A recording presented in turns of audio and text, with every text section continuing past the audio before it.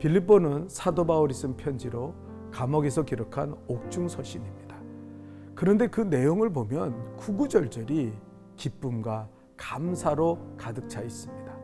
그래서 빌립보서를 가리켜 우리는 기쁨의 서신이라고 부르기도 합니다. 나는 비천에 처할 줄도 알고 풍부에 처할 줄도 알아. 모든 일, 곧 배부름과 배고픔과 풍부와 궁핍에도 처할 줄 아는 일체의 비결을 배웠노라.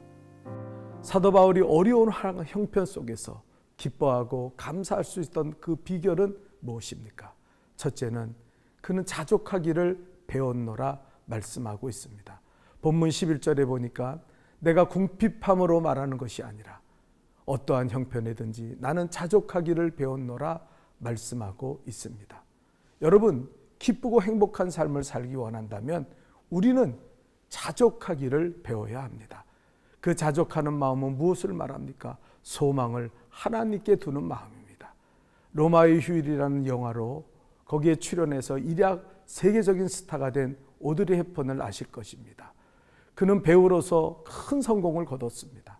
그러나 두 번의 결혼에 실패하며 스스로 자신은 사랑받지 못하고 버림받은 여인이라고 자책에 빠져 우울증과 외로움에 그런 괴로운 나날을 보냈습니다.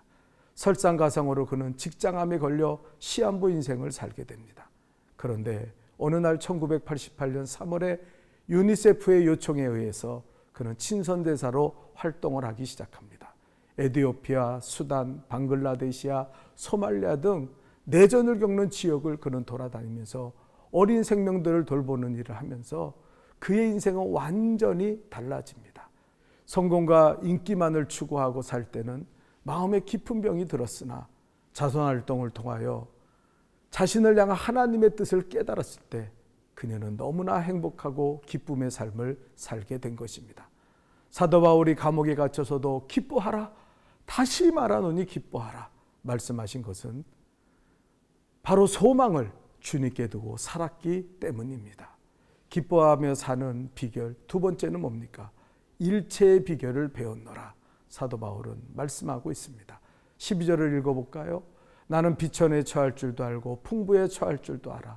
모든 일, 곧 배부름과 배고픔과 풍부와 궁핍에도 처할 줄 아는 일체의 비결을 배웠노라. 영국에 있는 어느 작은 도시에 돈이 아주 많은 백만장자가 살고 있었습니다. 그 사람은 일평생 독신으로 지내면서 그저 돈 모으는 재미로 살았어요. 그런데 한 번은 투자를 잘못해서 막대한 손실을 보게 되고 은행의 잔고를 조회해 보았더니 10만 달러 정도밖에 남지 않았다고 합니다. 그것도 꽤 큰 돈입니다. 그런데 그는 그 충격을 이기지 못하고 그만 쓰러져 심장마비로 죽고 말았습니다. 그의 가족 중에 유일한 혈육이 남아있는데 그 사람은 노숙자인 조카 한 사람이 있었습니다. 쓰레기를 뒤지며 살던 그에게 남은 10만 달러의 유산이 넘어갔습니다. 그런데 평소에 가난하게 살던 그 조카는 뜻밖의 거금 10만 달러를 손에 쥐게 되자 어떻게 되었는지 아십니까?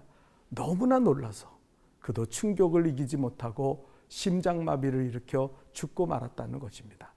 자, 똑같은 10만 달러입니다. 한 사람은 너무 적다고 죽고 한 사람은 너무 많다고 죽고 말았습니다. 만약 그들이 평소에 자족하고 일체의 비결을 배웠더라면 그와 같이 불행한 삶을 겪지 않아도 되었을 것입니다. 마지막으로 세 번째입니다. 바울이 자족하는 마음과 일체의 비결의 그 능력을 어디서 가져왔습니까? 13절은 이렇게 말합니다. 내게 능력 주시는 자 안에서 내가 모든 것을 할 수 있느니라.